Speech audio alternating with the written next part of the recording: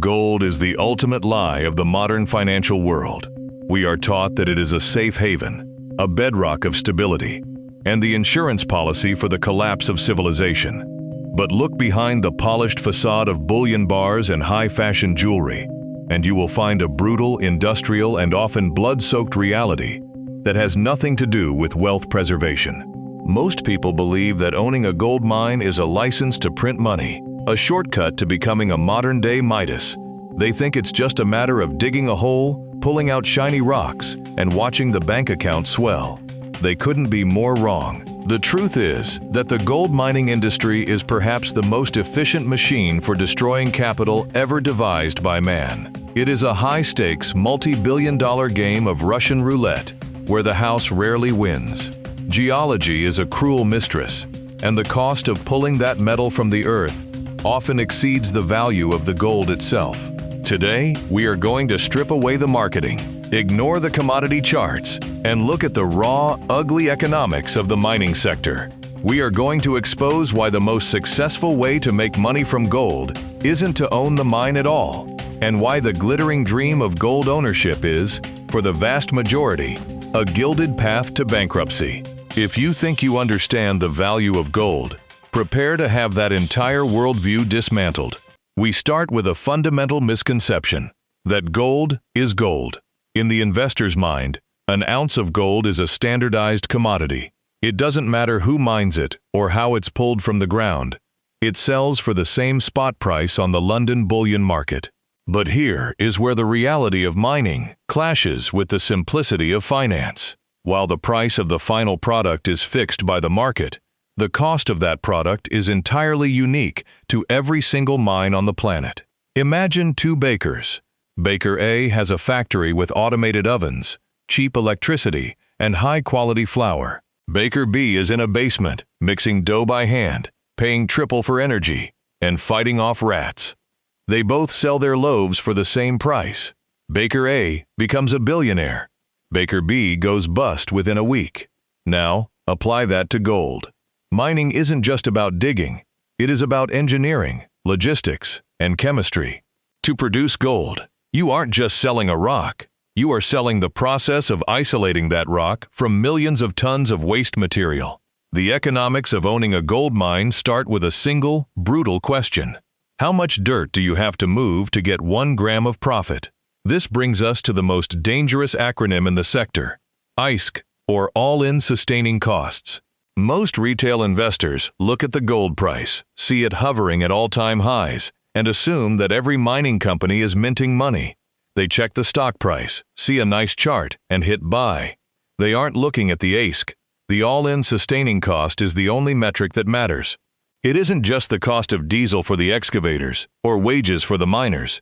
It includes the cost of sustaining the operation, fixing the equipment, paying for the permits, remediating the environmental damage, corporate G&A, and the exploration capital required just to replace the gold they are currently digging up. When the gold price is high, miners are profitable. But mining is a business of incredibly high fixed costs. You have the massive sunk cost of the mine itself, a hole in the ground that cost billions to create. Once that hole is open, you cannot simply turn off the switch when the price of gold dips.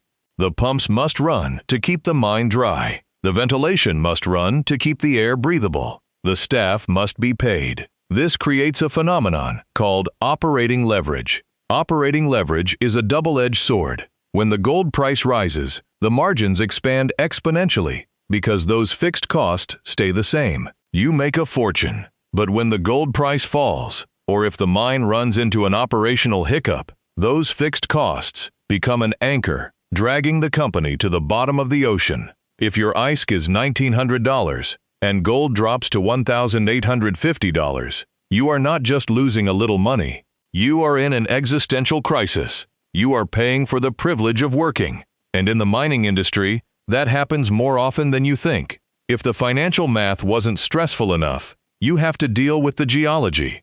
Mining is, at its core, a geological gamble. You are betting on the fact that millions of years ago, a series of hydrothermal events deposited gold in a specific crack in the Earth's crust.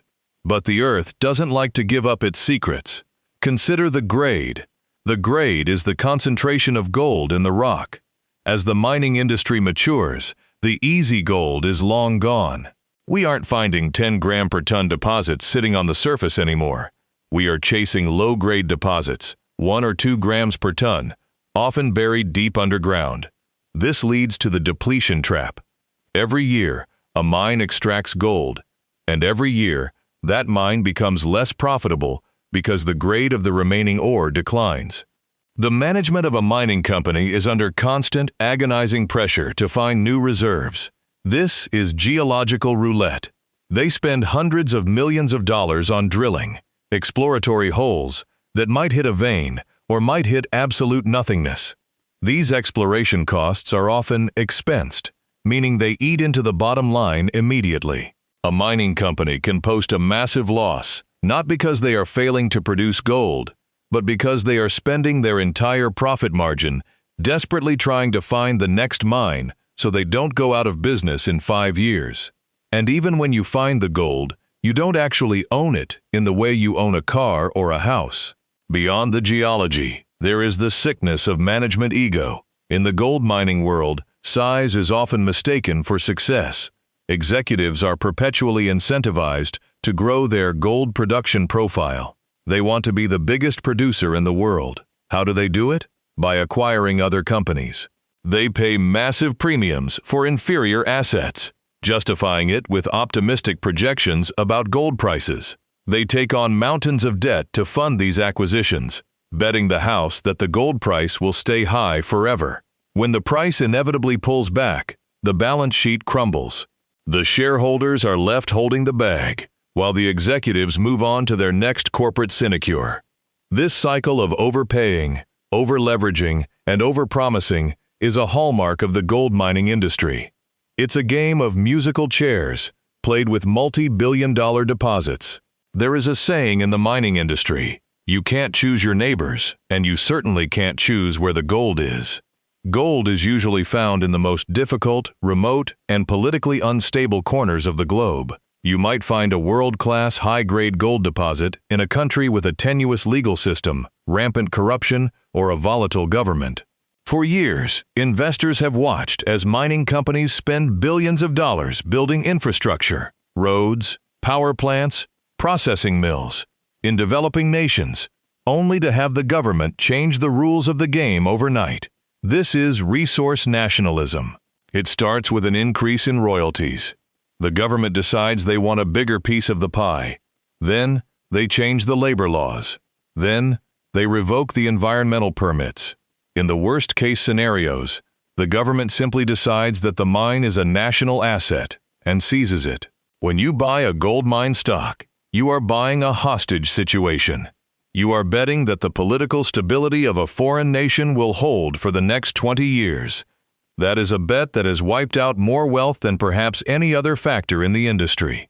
You aren't just mining gold. You are navigating the complex, often dark waters, of international diplomacy and local power struggles, where a single protest can freeze an operation for years. Even if the geology is perfect and the government is stable, the mine still has to deal with the most unpredictable element of all, the people.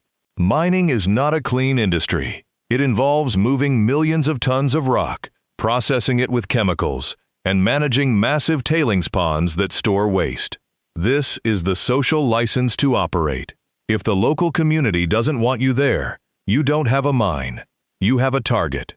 We have seen entire multi-billion-dollar projects shut down by local protests, blockades, and legal challenges. In the modern era, ESG, environmental, social, and governance requirements are not just nice-to-haves for the annual report. They are a massive, recurring cost. If you don't build schools for the local village, if you don't manage the water rights sustainably, or if you don't provide local employment, your operation will face social friction. And in the economics of a mine, friction is just another word for bankruptcy. Delays caused by environmental or social challenges can add years to a project's timeline. In the world of high finance, a project that is delayed by 5 years is a project that might as well be dead. So, if mining gold is so perilous, If the costs are astronomical, and if the risks are existential, why does the industry exist at all? And who is actually getting rich? It isn't the miners. Historically, if you look at the last 50 years, the gold mining sector as a whole has been a massive destroyer of capital. The investors who put money into the miners themselves, the companies digging the holes, have largely underperformed compared to just holding the physical gold bars. The real winners are the ones who figured out how to extract the profit without the risk. These are the royalty and streaming companies. Think of them as the venture capitalists of the mining world. They don't buy the excavators. They don't hire the staff. They don't have to deal with the environmental permits or the local government protests. Instead, they provide the upfront capital to the miners in exchange for a contract. You give me a percentage of every ounce of gold that comes out of that ground for the life of the mine. If the mine fails, the royalty company loses their initial investment, but they haven't been bleeding cash for years on operating costs. If the mine succeeds, they get paid on the top line, the revenue, before the miners pay their taxes, before they pay their electricity bills, and before they pay their staff. They get the upside of the gold price without the nightmare of the AISC. They get the profit without the geological risk. This is the pick and shovel strategy. While the miners were out in the desert digging, sweating, and going bankrupt, the royalty companies were sitting in boardrooms in Toronto or London, collecting a check. The royalty model has revolutionized the way savvy capital approaches the mining sector. By decoupling the investment from the physical operational risk, they have created a structure that is far more resilient. But for the average retail investor, the lesson remains the same. The allure of the gold mine is often just a mirage. We are blinded by the romance of the prospector, the rugged individualist finding his fortune in the dirt. But modern mining is a corporate, industrial, and geopolitical minefield. It is a sector dominated by sunk costs, operational debt, and the desperate, constant need to replace depleting reserves. The psychological trap of gold mining is real. It plays on our desire to be part of the process. We want to be associated with the discovery, the production, and the creation of value. We want to feel like we are owning the source of the wealth. But the source of the wealth is rarely where the wealth stays.